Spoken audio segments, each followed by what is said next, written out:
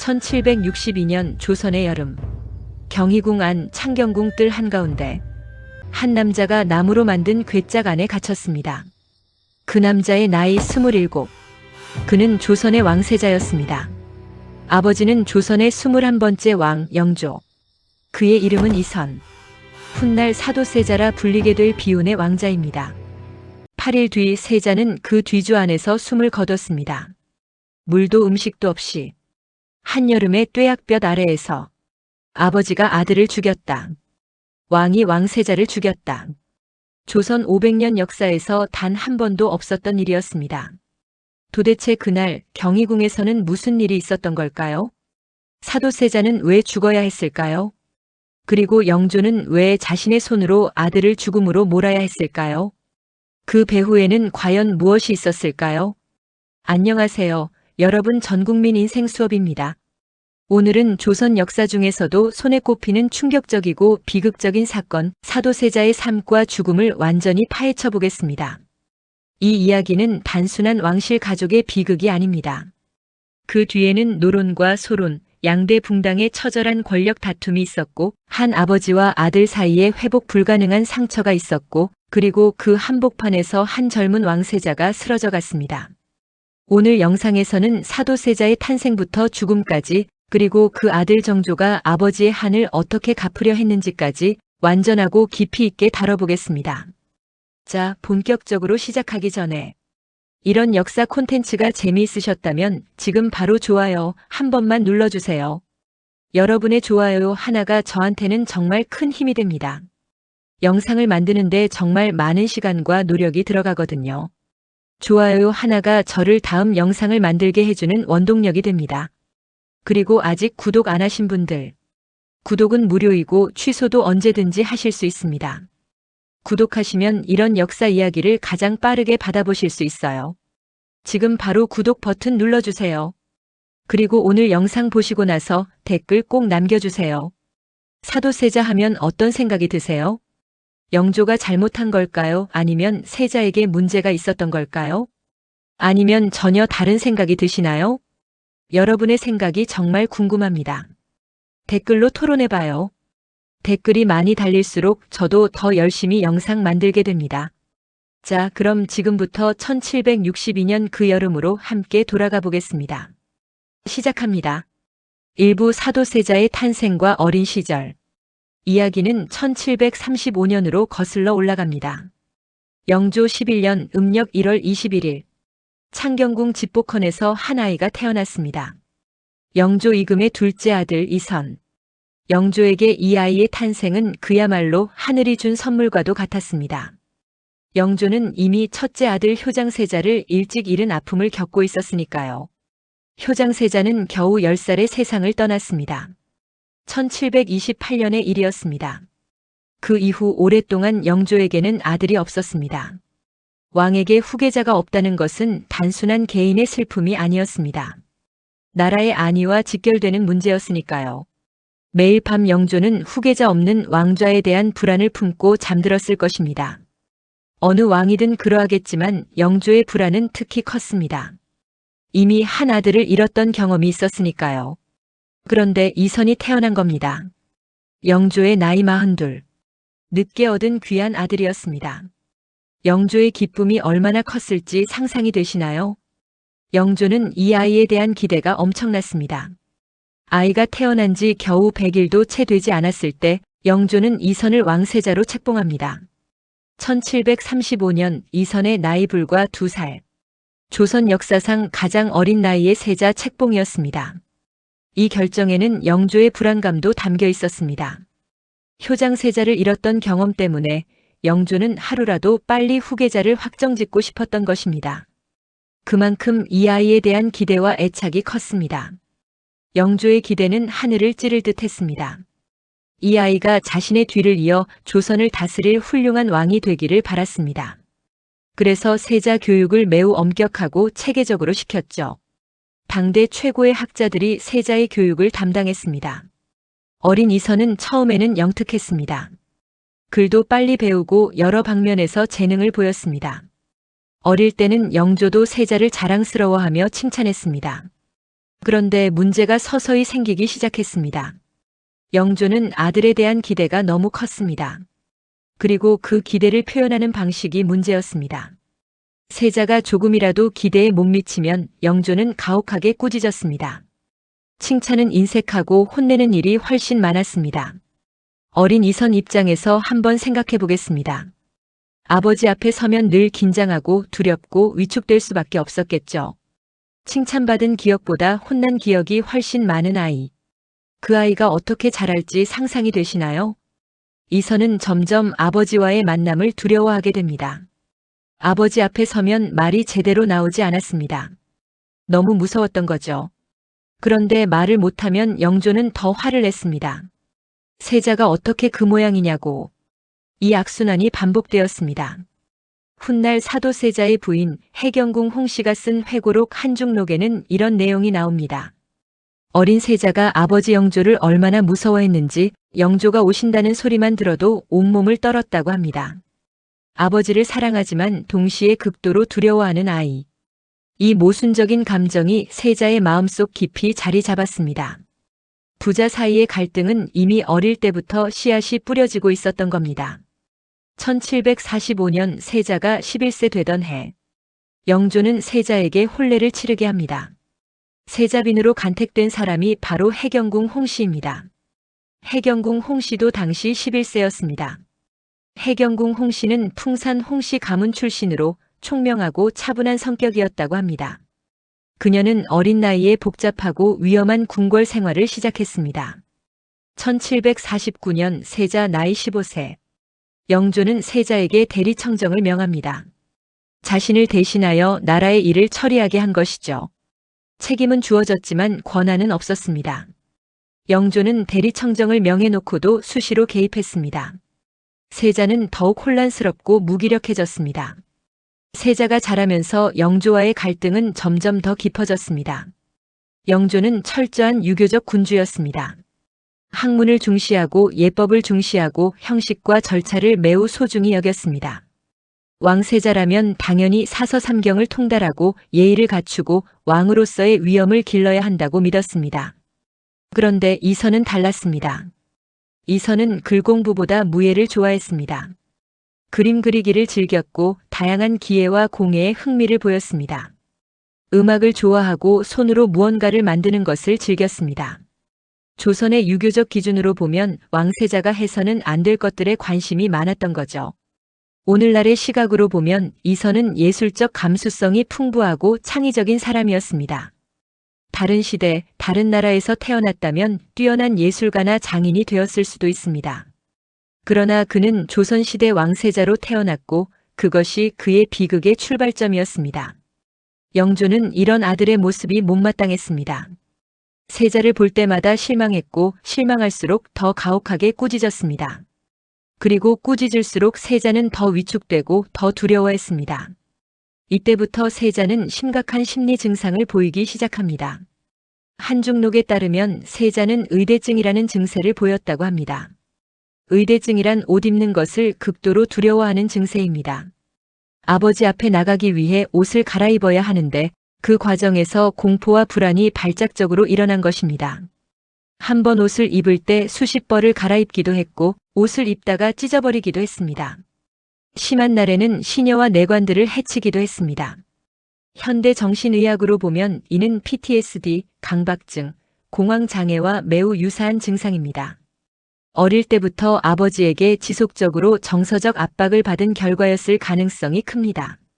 하지만 당시 조선은 이를 병으로 보지 않았습니다. 세자가 미쳤다고 했을 뿐입니다. 1752년 세자 나이 18세.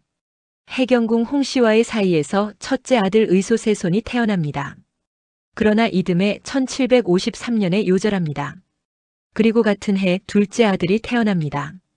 훗날 조선 22대 왕정조가 될 이산입니다. 1761년 결정적인 사건이 터집니다. 세자가 영조 모르게 평양까지 나들이를 다녀온 것이 발각됩니다. 왕세자가 아무 보고도 없이 궁을 비웠다는 것은 엄청난 일이었습니다. 영조의 분노는 극에 달했고 두 사람의 관계는 돌이킬 수 없는 지점을 넘어섭니다. 사도세자의 비극을 제대로 이해하려면 반드시 당시 조선의 정치 구도를 알아야 합니다. 왜냐하면 이 비극의 배후에는 냉혹한 정치적 계산이 깔려 있기 때문입니다. 조선 후기, 특히 영조 시대에는 노론과 소론이라는 두 붕당이 치열하게 대립하고 있었습니다. 붕당이 뭔지 모르시는 분들을 위해 간단히 설명드리겠습니다. 붕당은 조선의 정치 파벌입니다.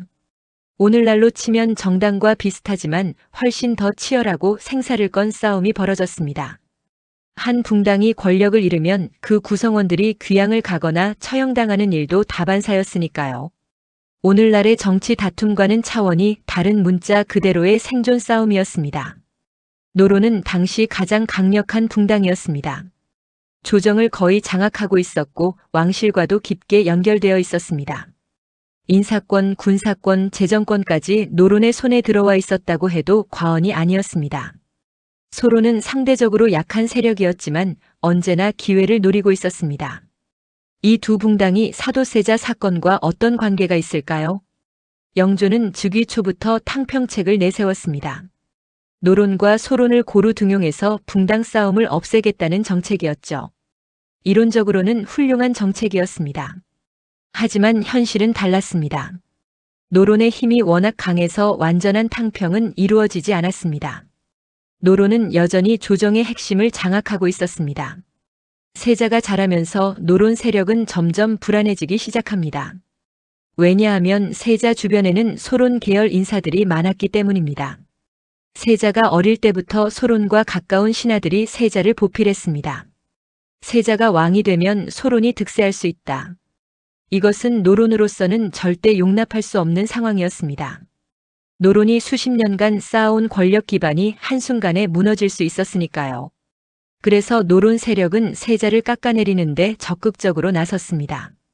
세자의 문제 행동을 영조에게 과장해서 보고하고 영조가 세자를 더욱 싫어하게 만드는 데 일조했습니다. 심지어 세자의 광증에 관한 소문을 의도적으로 퍼뜨렸다는 시각도 있습니다. 세자가 미쳤다, 세자는 왕이 될 수 없다는 여론을 만들어간 것이죠. 반대로 소론은 세자를 옹호했습니다. 세자가 왕이 되어야 자신들이 살 수 있었으니까요. 소론 입장에서는 어떻게든 세자를 지켜야 했습니다. 이렇게 사도세자는 자신도 모르는 사이에 두 붕당의 정치적 체스판 위의 말이 되어버렸습니다. 세자의 문제 행동은 이 과정에서 철저히 정치적으로 이용되었습니다. 노론은 세자의 모든 문제를 크게 부풀려 영조에게 전달했습니다. 세자가 폐위되거나 제거되어야 한다고 주장했습니다. 그리고 1762년 초 결정적인 사건이 일어납니다. 나경원이라는 인물이 영조에게 상소를 올립니다. 세자의 비행을 낱낱이 적은 고발 상소였습니다. 사람을 해쳤다, 궁 밖을 무단으로 나다녔다, 행실이 방탕하다. 이 상소가 영조의 분노에 불을 질렀습니다.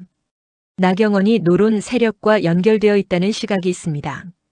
세자를 제거하기 위해 의도적으로 상소를 올렸다는 것이죠.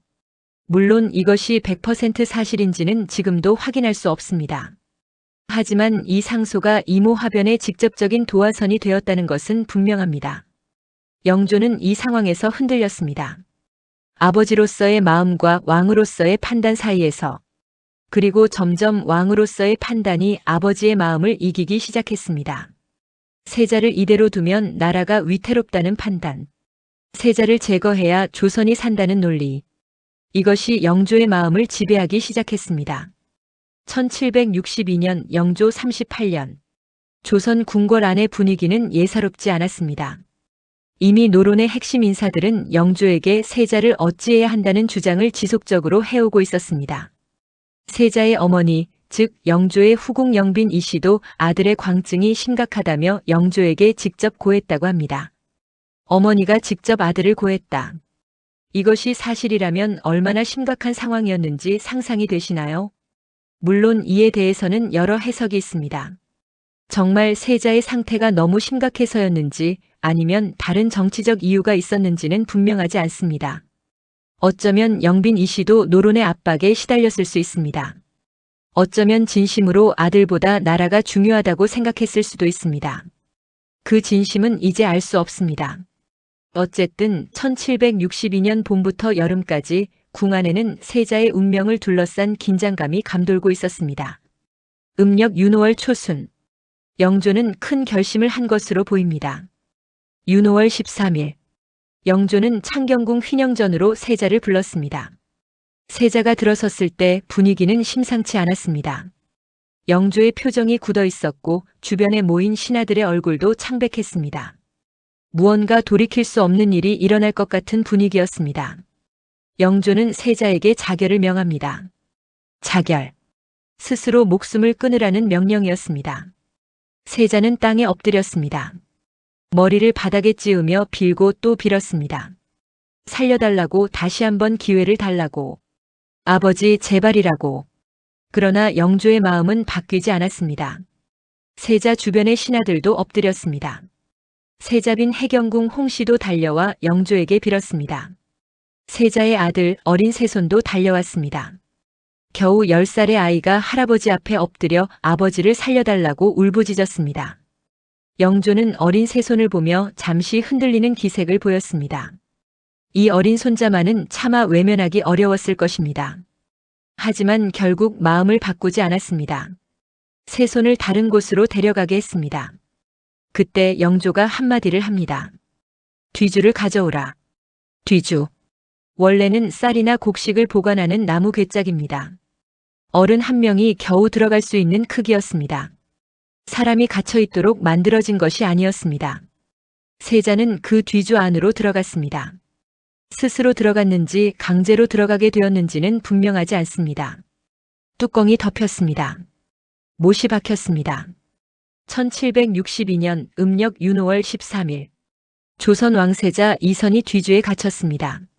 뒤주의 뚜껑이 닫힌 그 순간부터 궁 안은 숨막히는 침묵에 잠겼습니다. 한여름의 경희궁.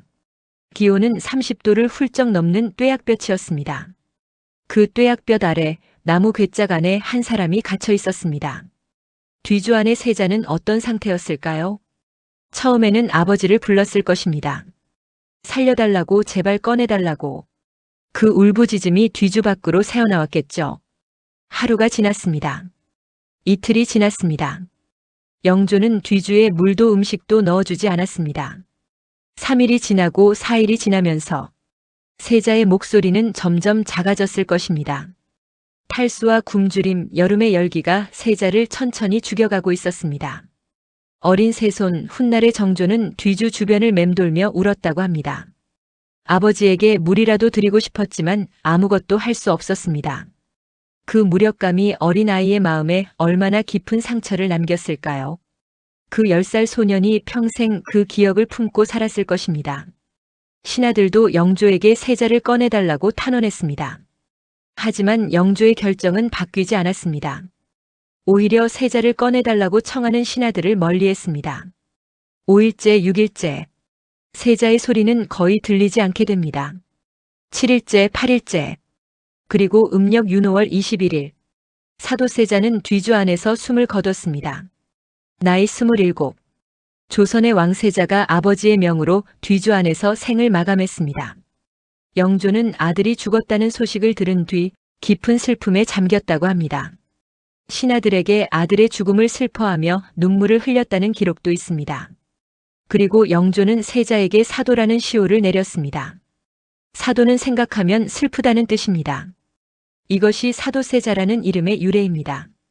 아들을 죽이고 그 죽음을 슬퍼한다는 시호를 붙인 아버지. 이 모순이 영조라는 인물의 복잡한 내면을 보여줍니다. 영조는 이 결정을 후회했을까요? 아마도 평생 후회했을 것입니다. 하지만 이미 돌이킬 수 없는 일이었습니다. 자, 이제 가장 핵심적인 질문을 해보겠습니다. 영조는 왜 아들을 죽였을까요?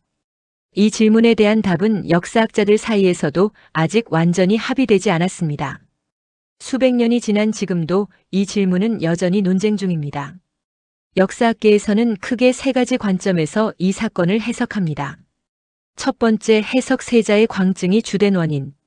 이것이 가장 전통적인 해석입니다.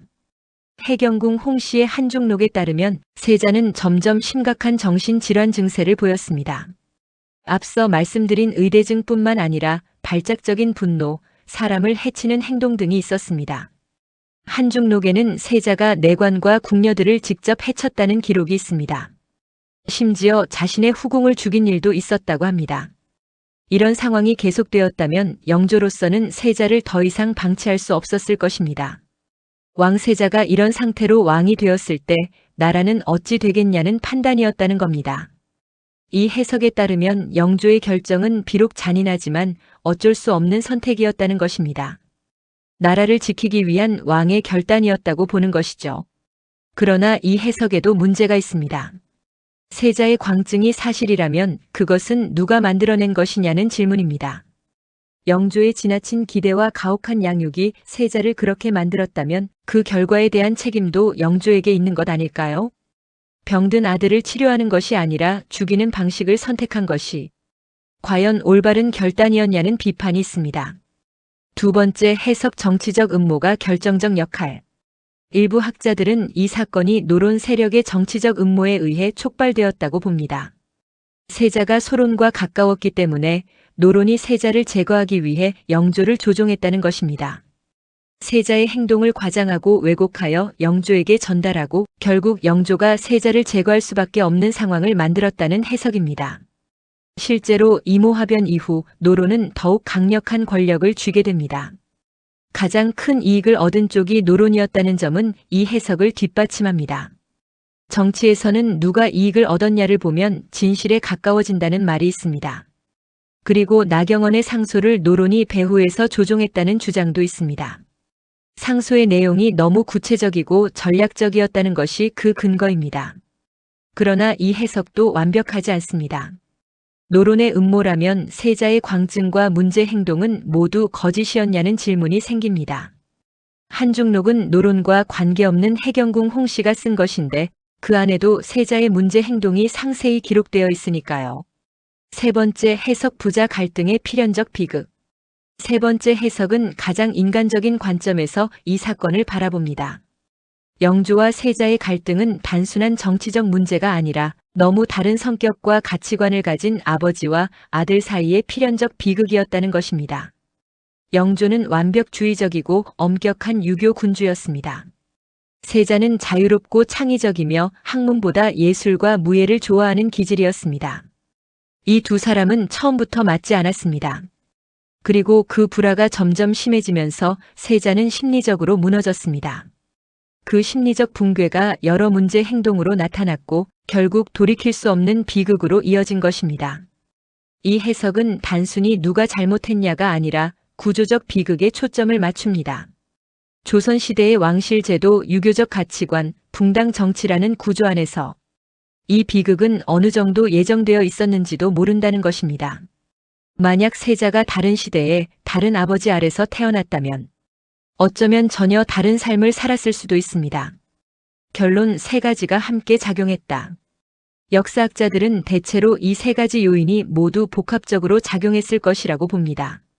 세자의 심리적 문제는 분명히 있었지만 그것이 영조의 지나친 기대와 가혹한 양육으로 인해 악화되었고 거기에 노론의 정치적 계산이 더해져 결국 최악의 결말로 이어진 것입니다. 이 사건에는 단 한 명의 악인도 단 한 명의 순수한 피해자도 없습니다. 모두가 그 시대의 구조와 정치의 희생자였습니다. 그리고 가장 큰 희생자는 결국 뒤주 안에서 숨진 27의 청년이었습니다. 댓글로 여러분의 생각을 꼭 들려주세요. 여러분은 어떻게 생각하시나요? 영조가 잘못한 걸까요? 노론이 진짜 원인이었을까요? 아니면 어쩔 수 없는 시대의 비극이었을까요? 사도세자의 이야기를 이야기할 때 절대 빠질 수 없는 인물이 있습니다. 바로 사도세자의 아내 해경궁 홍씨입니다. 해경궁 홍씨는 1735년 사도세자와 같은 해에 태어났습니다. 10살의 어린 나이에 세자빈으로 간택되어 궁에 들어왔습니다. 어린 나이에 복잡하고 위험한 궁궐 생활을 시작한 것이죠. 그녀는 남편의 비극을 눈앞에서 지켜봐야 했습니다. 남편이 점점 심리적으로 무너져가는 것을, 남편이 뒤주에 갇히는 것을, 그 안에서 8일 만에 숨을 거두는 것을 모두 그녀가 직접 목격한 일이었습니다. 어머니로서 어린 아들 세손이 뒤주 앞에서 우는 것도 지켜봐야 했습니다.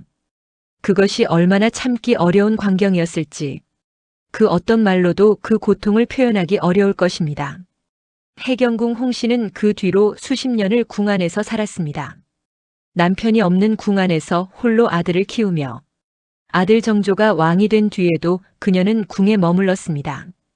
1815년에 세상을 떠날 때까지 무려 80년을 살았습니다. 조선 왕실에서 80년을 산다는 것이 어떤 의미인지 상상이 되시나요? 영조시대, 사도세자 시대, 정조시대, 순조시대까지 그녀는 조선 왕실의 격변을 모두 목격했습니다. 그리고 만년에 그녀는 놀라운 일을 해냅니다. 자신이 직접 겪은 일들을 글로 남긴 것입니다. 그것이 바로 한중록입니다. 한가한 중에 기록한다는 뜻이지만 내용은 결코 한가하지 않습니다. 한중록은 조선시대 궁중 문학의 걸작으로 평가받습니다. 한글로 쓰인 이 회고록은 총 4편으로 구성되어 있으며 각 편이 다른 시기에 쓰였습니다. 1편은 사도세자와의 결혼 생활과 이모화변까지의 내용을 담고 있습니다. 2편은 정조의 즉위와 치세를 담고 있습니다. 3편은 친정 풍산 홍씨 가문에 대한 내용이 중심입니다. 4편은 해경궁 홍씨 자신의 처지와 감회를 담고 있습니다. 그런데 한중록은 단순한 회고록이 아닙니다. 여기에는 해경궁 홍씨의 정치적 의도도 담겨 있습니다. 그녀는 친정 가문인 풍산 홍씨를 보호하고자 했습니다. 이모화변 과정에서 홍씨 가문이 어떤 역할을 했는지에 대해 논란이 있었거든요. 일부에서는 홍씨 가문이 사도세자를 제거하는 데 동조했다고 주장했습니다. 해경궁 홍씨는 한중록을 통해 이를 반박하고 가문의 명예를 지키려 했습니다. 그래서 한중록은 사료로서 매우 중요하지만 동시에 작성자의 관점과 의도가 강하게 담겨 있다는 점도 감안해야 합니다. 역사를 공부할 때 사료 비판이라는 것이 왜 중요한지 알 수 있는 좋은 예시입니다. 또한 사건이 일어난 지 3, 40년 후에 쓰인 것이기 때문에 기억에 왜곡이나 편향이 있을 수 있습니다. 하지만 그렇다고 해서 한중록의 가치가 줄어드는 것은 아닙니다. 당시 궁궐 생활을 이렇게 생생하게 전해주는 자료는 달리 없으니까요. 한중록은 조선시대 한글 문학의 걸작 중 하나로도 평가받습니다. 여성이 쓴 궁중 회고록이라는 점에서 문학사적으로도 매우 중요한 작품입니다. 한 가지 확실한 건 한중록이 없었다면 우리는 사도세자의 이야기를 지금처럼 생생하게 알 수 없었을 것이라는 점입니다. 해경궁 홍씨. 그녀는 조선 왕실 역사의 가장 극적인 비극을 가장 가까이에서 목격한 증인이었습니다. 그리고 그 증언을 세상에 남긴 작가였습니다. 그 용기와 의지는 수백 년이 지난 지금도 우리에게 전해지고 있습니다. 지금도 서점에 가시면 한중록의 현대어 번역본을 구하실 수 있습니다. 해경궁 홍씨가 직접 겪은 이야기를 그녀의 목소리로 읽어보시는 것을 추천드립니다. 영상보다 훨씬 더 생생하고 깊은 감동을 받으실 수 있을 겁니다. 아버지가 뒤주에 갇혔을 때 정조는 겨우 10살이었습니다. 어린 정조는 눈물을 흘리며 할아버지에게 아버지를 살려달라고 빌었습니다. 하지만 그 어린 아이의 간절한 눈물도 영조의 마음을 돌리지 못했습니다. 정조는 그날을 평생 잊지 못했습니다. 아버지의 죽음은 정조의 인생 전체를 규정하는 사건이 됩니다. 10살에 받은 그 상처가 이후 정조의 모든 행동을 이끌었습니다. 영조는 사도세자가 죽은 뒤 정조를 자신의 후계자로 삼기 위해 먼저 세상을 떠난 효장세자의 양자로 입적시킵니다. 즉 정조는 공식적으로 효장세자의 아들이 되는 것입니다. 이 조치는 정조에게 매우 복잡한 상황을 만들어냅니다. 공식적으로는 사도세자의 아들이 아니게 되었지만 현실적으로는 당연히 사도세자의 아들이었으니까요. 정조는 아버지를 아버지라 부를 수 없는 기묘한 처지가 되었습니다. 노론 세력은 이 상황을 철저히 이용했습니다. 사도세자는 죄인이었고 그 죄인의 아들이 왕이 되어서는 안 된다고 주장했습니다. 정조가 왕위를 잇는다는 것 자체에 반대했습니다. 정조는 왕위에 오르기까지 끊임없는 위협에 시달렸습니다. 세자 시절에 독살 시도도 여러 번 있었다고 합니다. 정조를 제거하려는 세력의 끈질긴 공격이 있었습니다. 정조는 늘 조심하고 늘 경계하며 살아야 했습니다. 자신이 살아남아야 아버지의 한을 풀 수 있다는 생각이 정조를 버티게 했을 것입니다. 그리고 1776년 영조가 승하하고 정조가 즉위합니다. 조선 22대 왕 정조. 정조는 즉위하는 날 조정을 향해 선언합니다. 나는 사도세자의 아들이다. 이 한마디는 조선 조정을 뒤흔들었습니다. 공식적으로는 효장세자의 아들인데 스스로 사도세자의 아들임을 천명한 것이니까요. 이것은 단순한 선언이 아니었습니다. 정조는 아버지의 억울한 죽음을 평생 잊지 않겠다는 의지, 그리고 아버지를 죽음으로 모은 세력들에게 맞서겠다는 선전포고였습니다. 이 선언 하나로 정조가 어떤 왕이 될지 분명해졌습니다. 정조는 왕위에 오른 뒤 여러 방면으로 아버지의 명예를 회복하기 위해 노력했습니다. 첫째, 사도세자의 무덤을 이장했습니다. 원래 경기도 양주에 있던 무덤을 수원 화산 아래로 옮겼습니다. 현재의 육릉이 그것입니다. 더 좋은 명당에 더 성대하게 아버지를 모시고자 했습니다. 정조는 왕이 된 뒤 수십 차례 아버지의 묘에 행차했습니다. 둘째, 아버지의 호칭을 높였습니다. 처음에는 사도라는 시호를 장원으로 바꾸었습니다. 더 훌륭한 시호를 아버지에게 드리고 싶었던 것입니다. 셋째, 수원 화성을 건설했습니다. 아버지 묘 근처에 새로운 도시를 만들어 노론이 지배하는 한양에서 벗어나려 했습니다. 넷째, 규장각을 설치했습니다. 노론에 맞서 자신을 지지할 새로운 세력을 형성하기 위한 왕립기관이었습니다. 다섯째, 장용령을 창설했습니다. 왕의 직속 친위 군대를 만들어 군사적 기반을 다졌습니다. 정조의 이 모든 행동은 아버지를 위한 것이기도 했지만 동시에 노론 세력의 독주를 막고 왕권을 강화하기 위한 전략적 행동이기도 했습니다. 정조는 감성적인 아들이기도 했지만 동시에 냉철한 정치가이기도 했습니다. 수원 화성. 정조가 1796년에 완공한 이 성곽 도시는 오늘날 유네스코 세계문화유산입니다. 아름다운 성벽, 4개의 성문, 다양한 군사시설들. 지금 수원에 가시면 직접 그 웅장함을 느끼실 수 있습니다. 그런데 이 아름다운 성이 어떤 이유로 만들어졌는지 아시나요? 표면적인 이유는 아버지 사도세자의 무덤 육릉을 가까이서 모시기 위한 것이었습니다. 정조는 왕이 된 뒤에도 아버지의 묘에 자주 행차했습니다. 그 행차를 위한 행궁이 필요했고 그 행궁을 보호하기 위한 성곽이 필요했습니다. 그것이 화성의 시작이었습니다. 하지만 그 이면에는 더 큰 정치적 계산이 있었습니다. 수원을 강력한 정치적, 군사적 거점으로 만들어 노론 세력이 장악한 한양의 조정을 견제하려 했다는 것입니다. 심지어 수원으로 수도를 옮길 계획도 있었다는 학자들의 주장도 있습니다. 화성을 설계한 사람은 다산 정약용입니다. 정조의 가장 큰 신뢰를 받던 실학자였습니다. 정약용은 당시로서는 매우 혁신적인 설계와 공법을 도입했습니다. 거중기라는 기계를 발명해서 무거운 돌을 쉽게 들어올릴 수 있게 했습니다. 덕분에 건설 비용과 기간을 크게 줄일 수 있었습니다. 오늘날의 크레인과 비슷한 원리입니다. 수원 화성은 단 2년 9개월 만에 완공되었습니다. 당시로서는 놀라운 속도였습니다. 거중기 덕분에 10년이 걸릴 공사가 3년 안에 끝난 것입니다. 그리고 정조는 공사에 참여한 인부들에게 품삯을 지급했습니다. 당시 조선에서는 부역, 즉 무보수 강제 노동이 일반적이었는데 정조는 이를 거부하고 인부들에게 정당한 대가를 지불한 것입니다. 이것이 얼마나 혁신적인 발상이었는지 당시 신하들도 놀랐다고 합니다. 수원 화성은 동쪽 팔달산을 포함한 평지와 구릉에 걸쳐 있으며 총 둘레는 약 5.7km에 달합니다. 장안문, 팔달문, 화서문, 창룡문에 4개 성문이 있으며 강루, 포루, 공심돈 등 다양한 군사시설이 갖추어져 있습니다.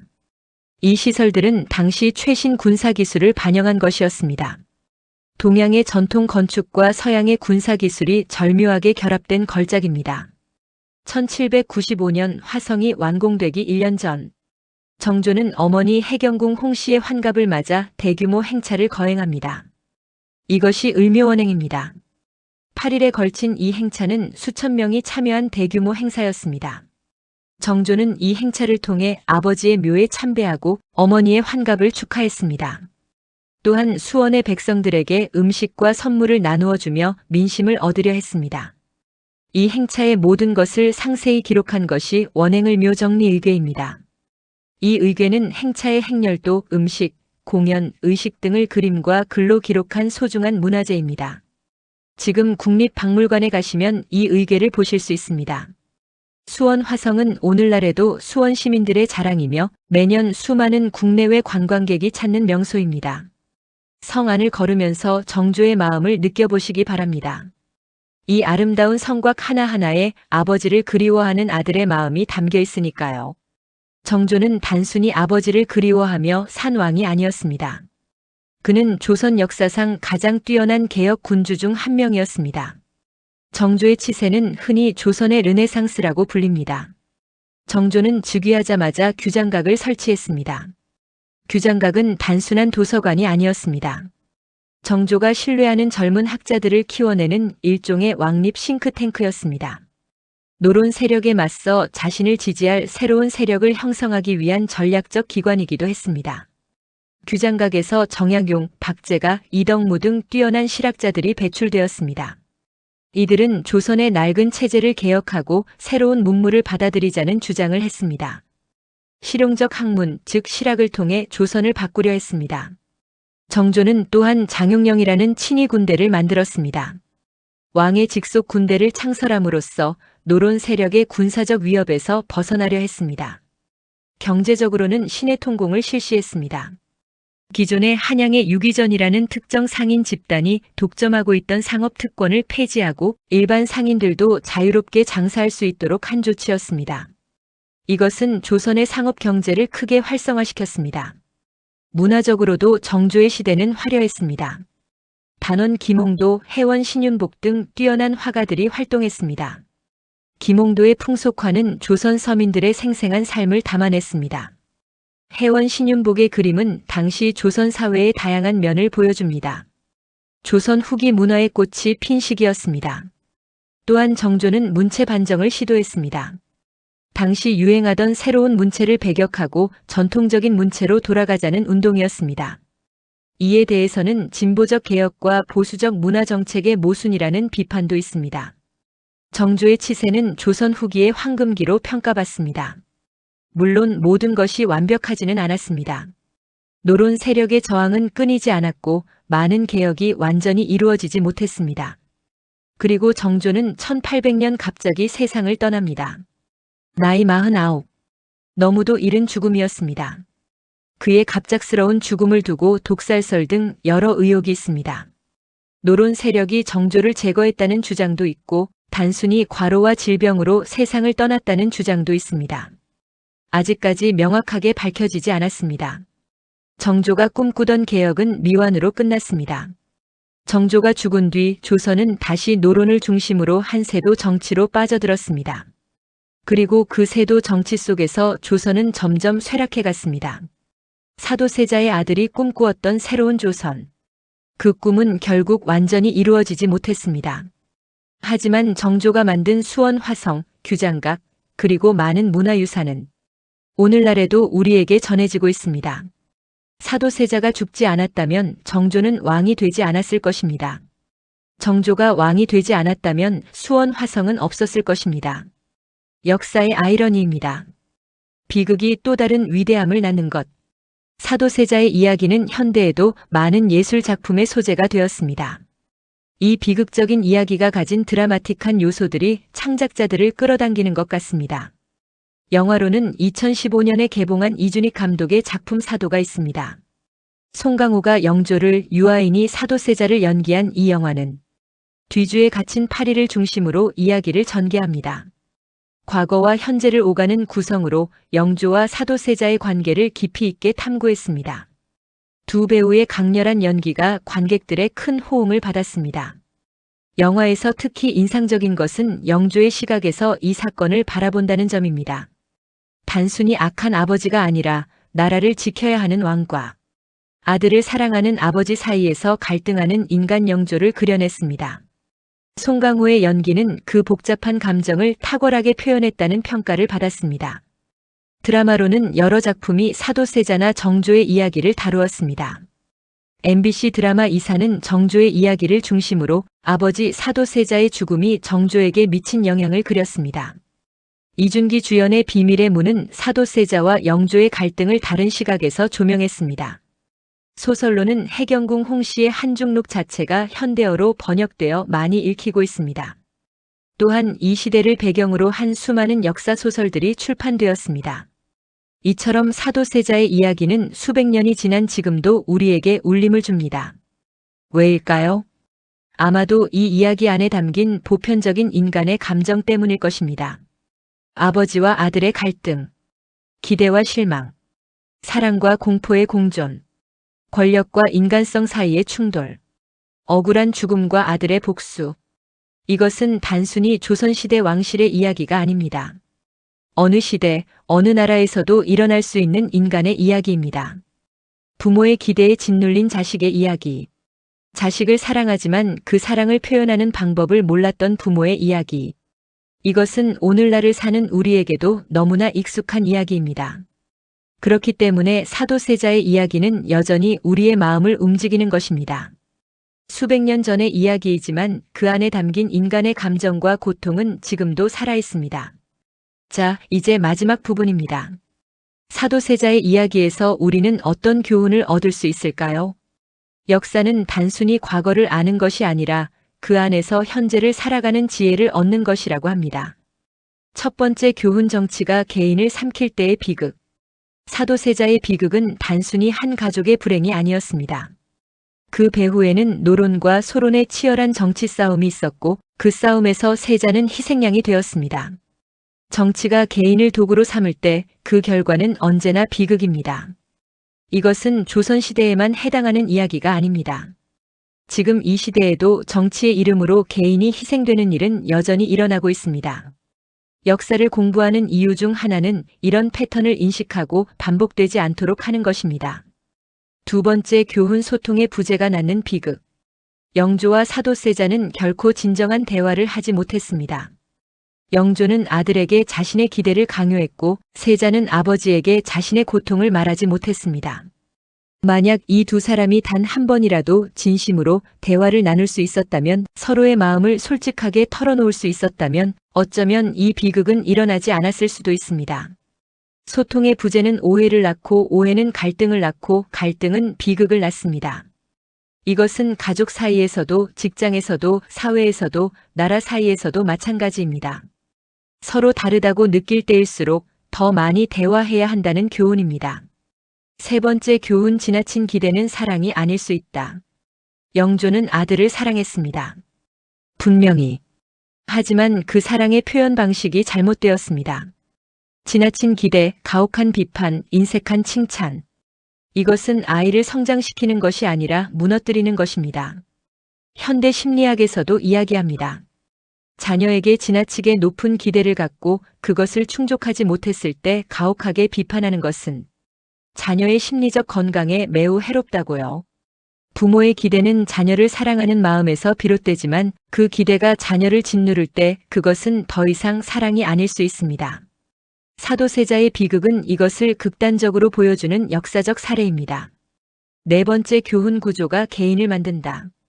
사도세자의 비극은 개인의 잘못만으로 설명할 수 없습니다.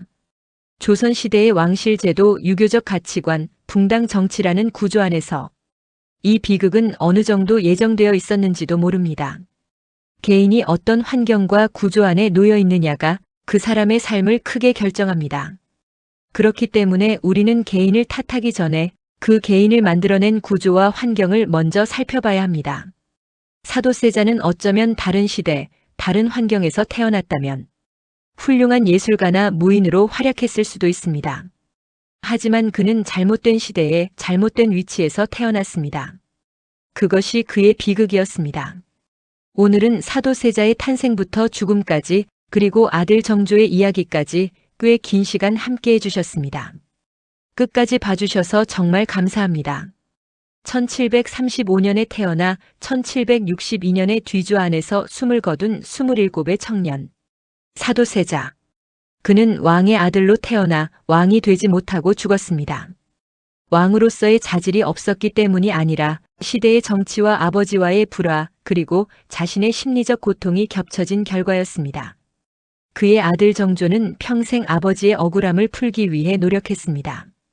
수원 화성이라는 위대한 유산을 남기며 사도세자 그는 비록 왕위에 오르지 못했지만 조선 역사에서 가장 많이 기억되는 이름 중 하나가 되었습니다.